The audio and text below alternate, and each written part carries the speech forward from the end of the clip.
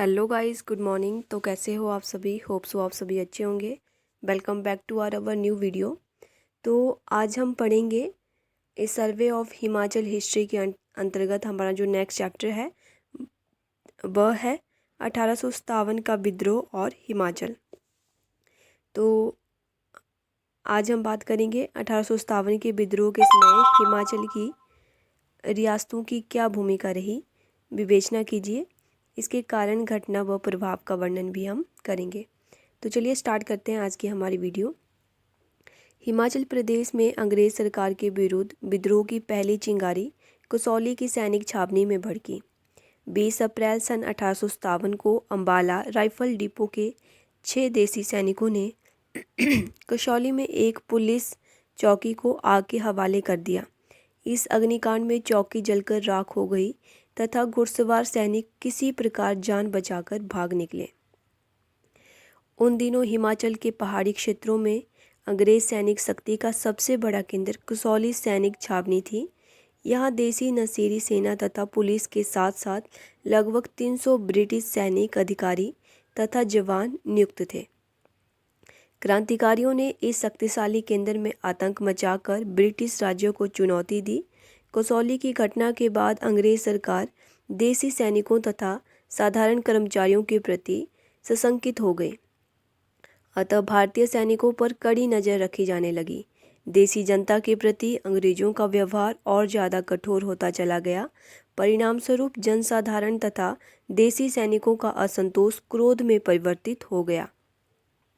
डगसाई, कसौली, कालका, जतोग तथा स्पाटू में तैनात देसी सैनिकों में भी विद्रोह की ज्वाला भड़क उठी। दूसरी तरफ धर्मशाला हो गया, नूरपुर, कांगड़ा, सिरमौर आदि रियासतों में तैनात देसी सैनिकों में भी विद्रोह की भावना बलवती होती गई। संपूर्ण पहाड़ी क्षेत्र में अंग्रेज प्रशासन के प्रति असंतोष तथा विद्रोह बढ़ता चला गया। कुल्लू सिराज के युवराज प्रताप सिंह, बुशहर के राजा शमशेर सिंह, सुजानपुर के राजा प्रताप चंद तथा अन्य रियासतों के असंतुष्ट एवं विस्थापित शासक गुप्त रूप से स्वतंत्रता संग्राम में शामिल होने तथा क्रांतिकारी गतिविधियों में भाग लेने के लिए तत्पर हो गए। शिमला में माल रोड पर सामान्य भारतीय को चलने की इजाज़त नहीं थी। छोटा शिमला तथा अन्य बाज़ारों में हिंदू व मुस्लिम दुकानदार अंग्रेजों के प्रति विरोध को दर्शाने के लिए कटु व्यवहार भी करने लगे। अंग्रेजों की निर्दयता, कठोरता तथा भूमि संबंधी नीति से किसान भी असंतुष्ट थे। इस प्रकार रियासती राजाओं, प्रजा तथा सेना में अंग्रेजों के प्रति विद्रोह की आग बढ़ती चली गई। हम बात करेंगे 1857 ईस्वी के विद्रोह के कारण। हम देखते हैं, द्वितीय आंग्ल सिख युद्ध में विजय के बाद अधिकांश पहाड़ी रियासतें अंग्रेजों के अधीन हो गई तथा उन्होंने उन रियासतों पर मनमाने ढंग से प्रशासनिक व्यवस्था लागू की। रियासतों के आंतरिक मामलों में भी अंग्रेज अनावश्यक रूप से हस्तक्षेप करने लगे।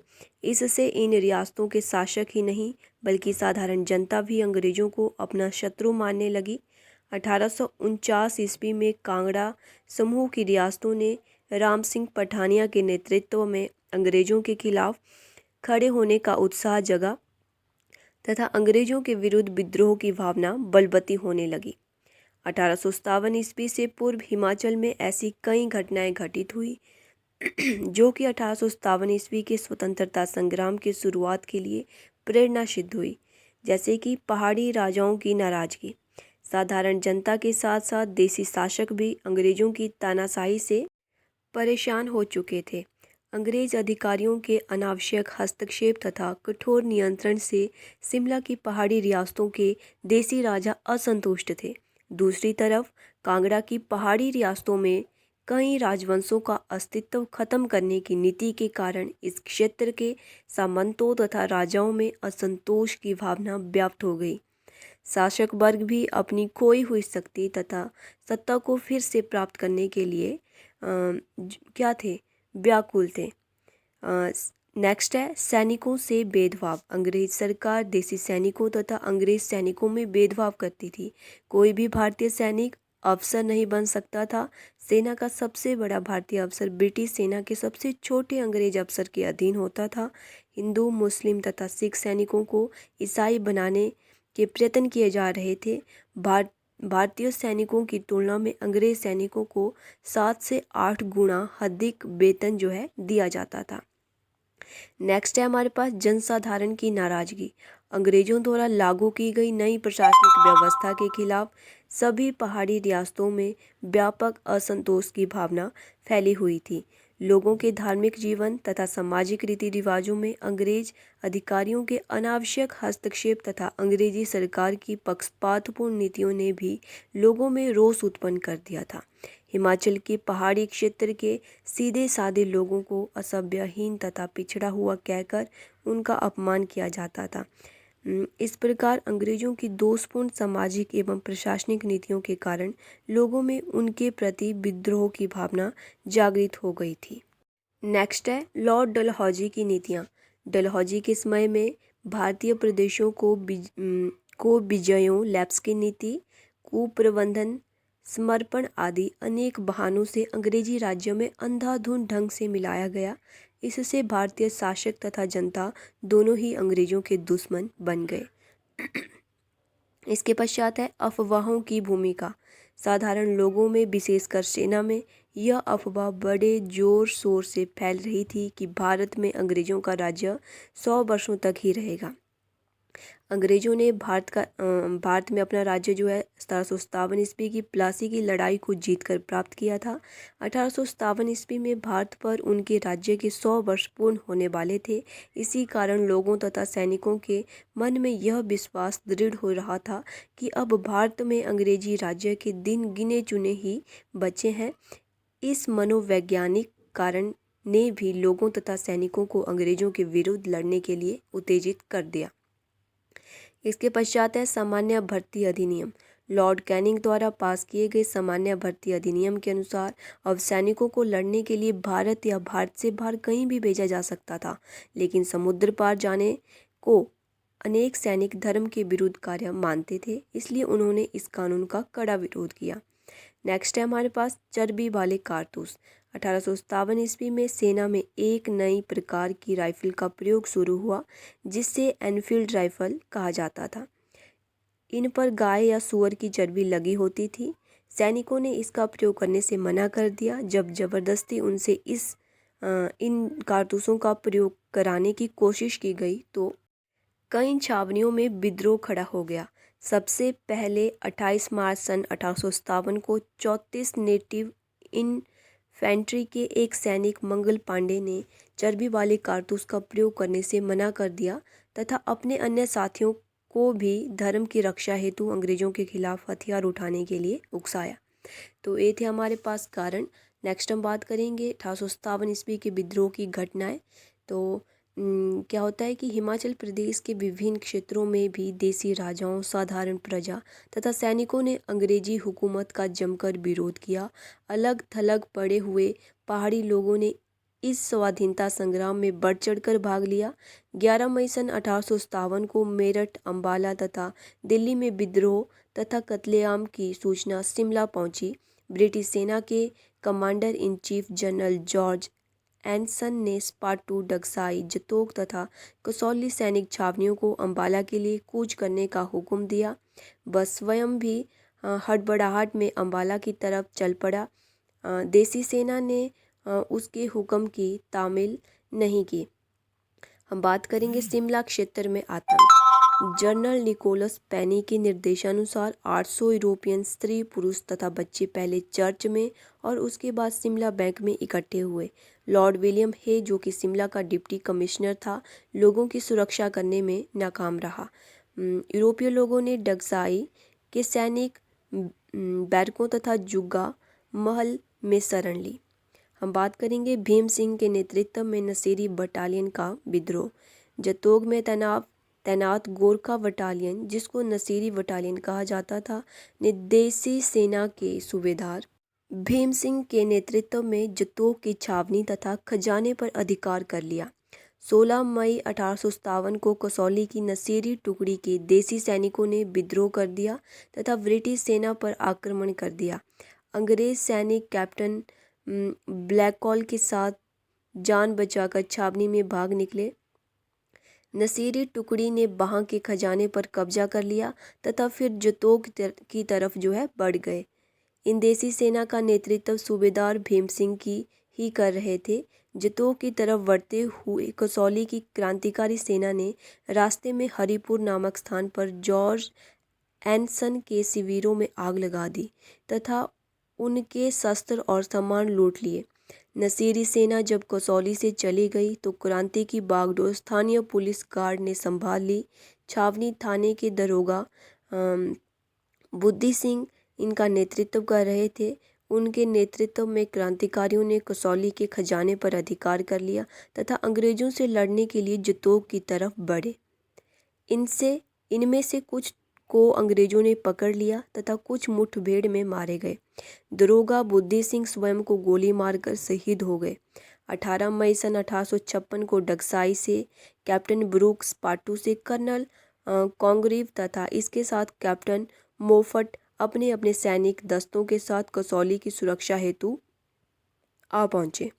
24 मई सन 1857 को सूबेदार भीम सिंह की अगुवाई में जतोग की क्रांतिकारी नसीरी सेना ने एक बैठक का आयोजन किया, जिसमें डिप्टी कमिश्नर विलियम हे तथा हिंदुस्तान तिब्बत सड़क के सुपरिटेंडेंट कैप्टन डेविड ब्रिग्स के प्रस्ताव पर विचार विमर्श हुआ।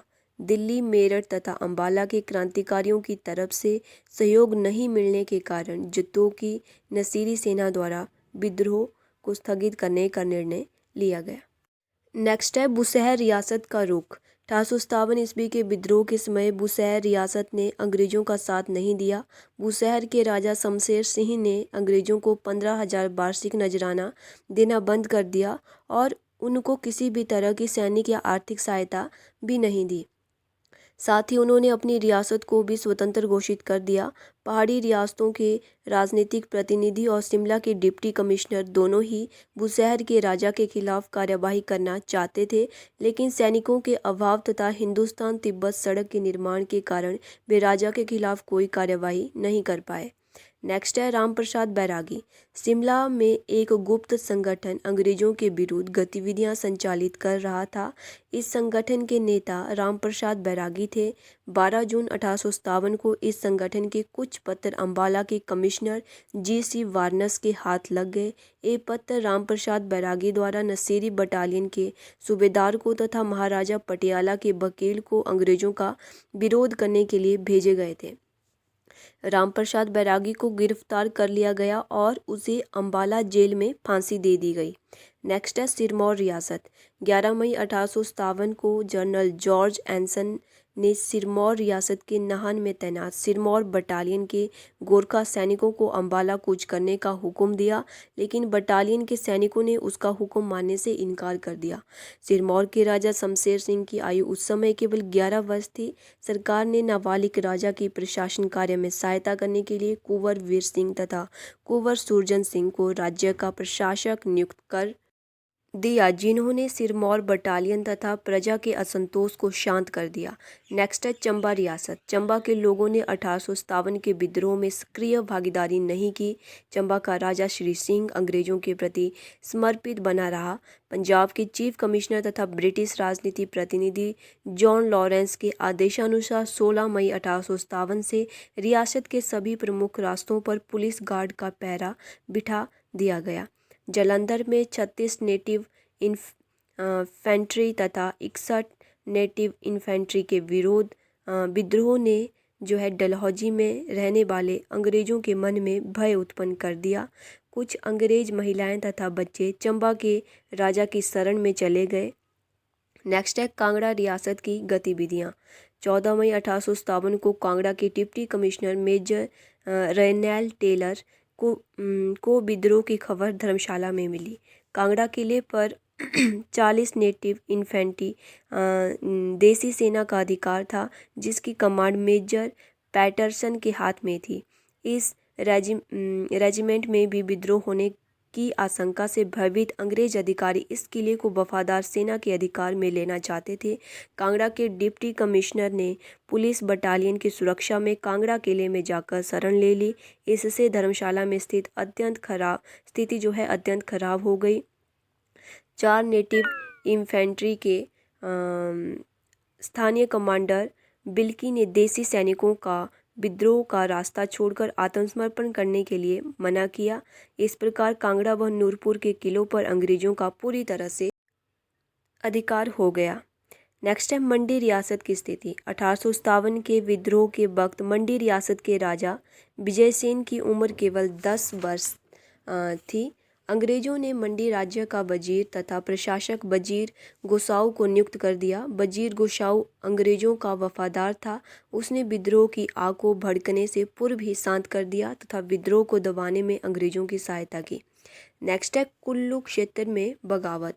कुल्लू क्षेत्र में क्रांति की बागडोर कुल्लू के राजा किशन सिंह के पुत्र युवराज प्रताप सिंह ने संभाल रखी थी। 1846 ईस्वी के आंग्ल सिख युद्ध के दौरान मुद्दकी अलीवाल युद्ध में अंग्रेजों के खिलाफ लड़ते हुए वह घायल हो गया। अंग्रेजों ने उसको मृत समझ लिया। 16 मई 1857 को प्रताप सिंह ने सिराज क्षेत्र के लोगों में स्वतंत्रता की ज्योति जागृत की। इस कार्य में उसका सहयोग वैजनाथ निवासी उसका साला मियाँ बीर सिंह था। प्रताप सिंह तथा बीर सिंह को अंग्रेजों ने पकड़ लिया तथा फांसी दे दी। नेक्स्ट है हिमाचल में विद्रोह का अंत। 14 अगस्त 1857 ईस्वी तक कांगड़ा, शिमला, नालागढ़, कुल्लू तथा अन्य पहाड़ी रियासतों में क्रांति की ज्वाला मंद पड़ चुकी थी। जतोग, शिमला, नालागढ़, स्पाटू, सोलन, कसौली, टीरा, सुजानपुर, कुल्लू, कांगड़ा, नूरपुर, बुशहर तथा सिराज में सैकड़ों आंदोलनकारियों की संपत्तियां जो है जब्त कर ली गई तथा उनके घर बार भी नष्ट कर दिए गए। तो गाइस ये थी आज की हमारी वीडियो। आशा करती हूँ आप लोगों को वीडियो अच्छी लगी होगी। इसी तरह आगे भी हमारे साथ बने रहिए। नेक्स्ट हम बात करेंगे 1857 ईस्वी के बाद हिमाचल का संवैधानिक तथा प्रशासनिक विकास। तो तब तक के लिए थैंक यू सो मच।